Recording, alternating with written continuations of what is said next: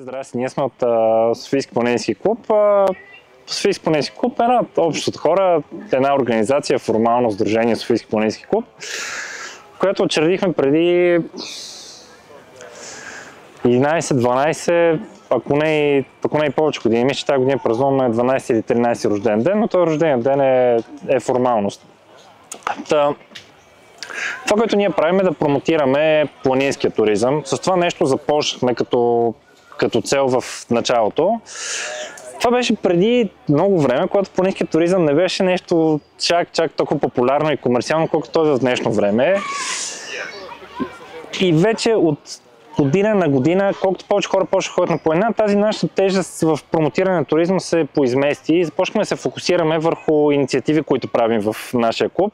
Тази общност от хора, която се събра покрай едни преходи за планина, тогава бяхме някакви по-млади хора. Ние сега казваме млади хора, но ние вече малко подратяхме, нали, сположенихме се, вече деца има и така нататък.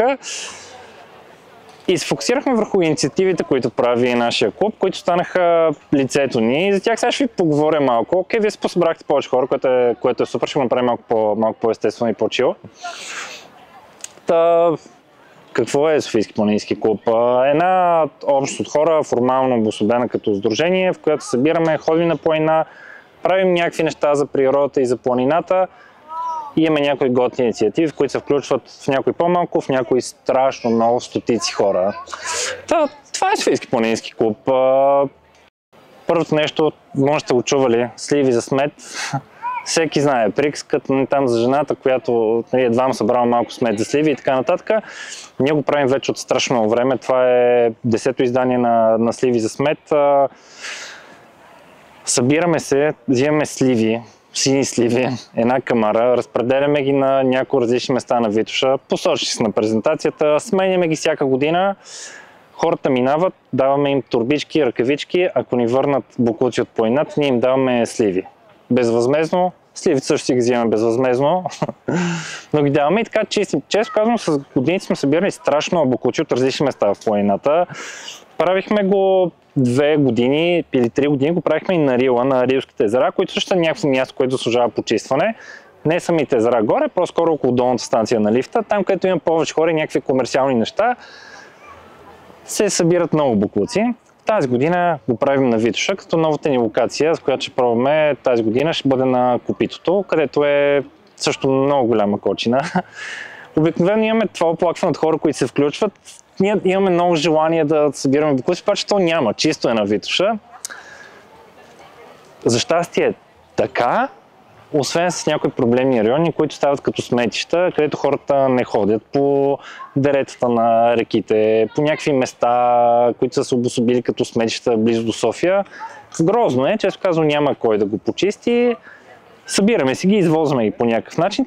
Добре дошли сте се включите септември месец при нас, на 27 септември, за един ден, ако имате приятели, близки, който и да дойде. Минали години го правихме заедно с кампанията Почисти България, която беше някои по-големи медии, BTV правиха известно време, беше на Столична община също кампания, ако не се лъжа. Тази година сме си само ние, не се съчетахме с други, но 27 септември е дата на някои от тези локации. Ако минете Бялата вода, Симеонски езера, около Хижа Алеко, Бистрица близо до шосето и Копитото. Светълки Рън Хорни е едно събитие, което правим всяка година в началото на октомври месец. То започна преди няколко години по идея на тогавашния ни председател и основател на клуба Митко.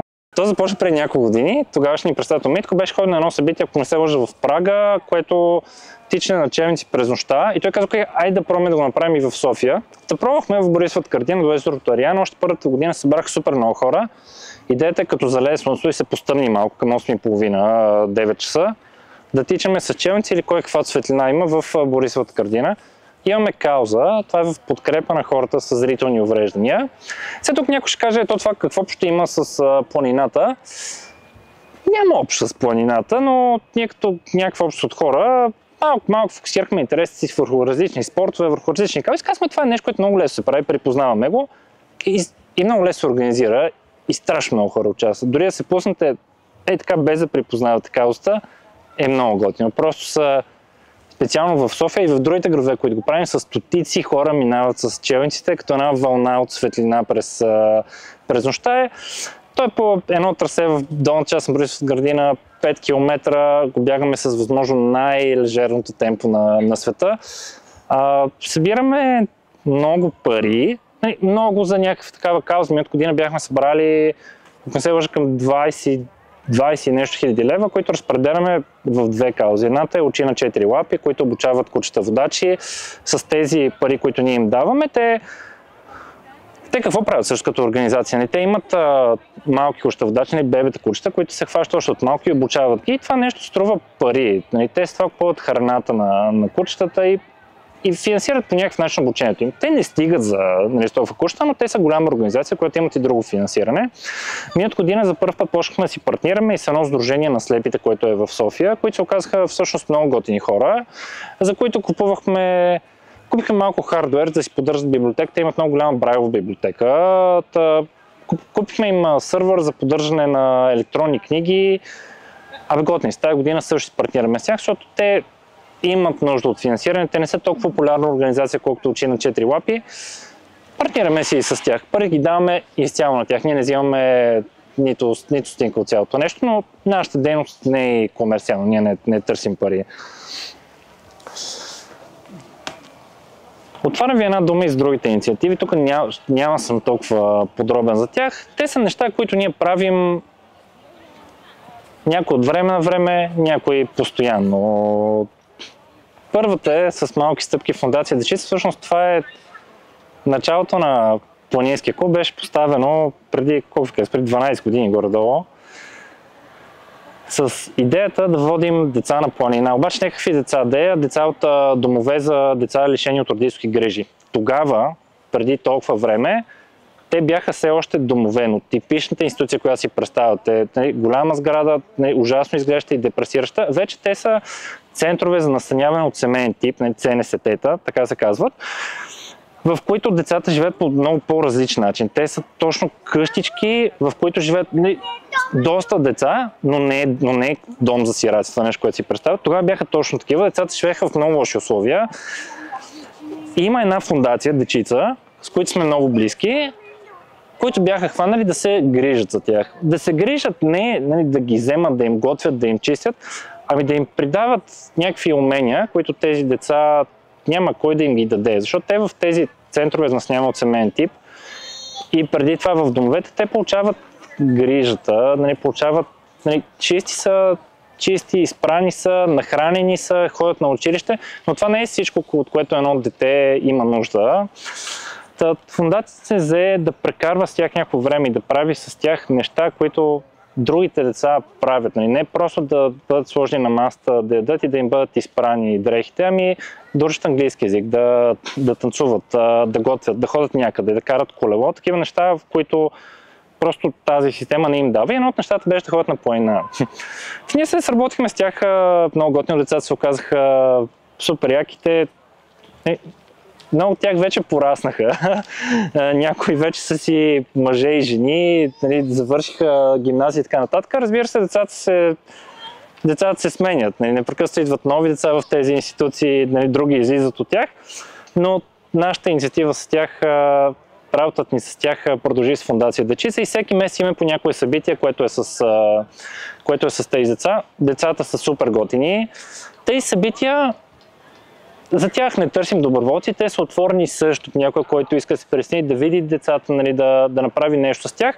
Нарочно ги държим от малко по-затворен характер, защото просто не е такъв характер на събитията, но ако някой има желание да прави нещо с такива деца, по някакъв начин да допринесе на тях някакво умение да им предаде, ние сме един добър канал за това или пък Фондация Дечица. Други неща, аптечка на пътечка. Това е една инициатива, която правихме също преди години за слагане на аптечки из планините. Каква е идеята? Отиваш в планината, трябва някакво лекарство, нямаш го естествено и взимаш от аптечката. Ние решихме да го надградим това нещо, като ни сложихме соларни панели, вътре ни батерийки, с които можеш да си заредиш телефона.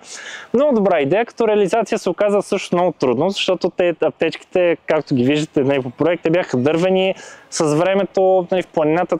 то не е толкова лесно, има вятър, сняг, батериите се оказа, че не работят толкова много, но останаха чат пак ги поподдържаме, зареждаме ги с лекарствата, някои живеят своя живот, но това ни беше една по-емблематичните инициативи. Други неща, които правим, имаме всяка година.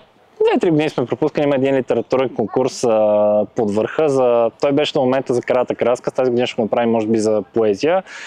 Беше за разкази, просто някой, който иска да пише нещо, му даваме трибуна да пише нещо, някаква тема свързана с планината. Ама много широко.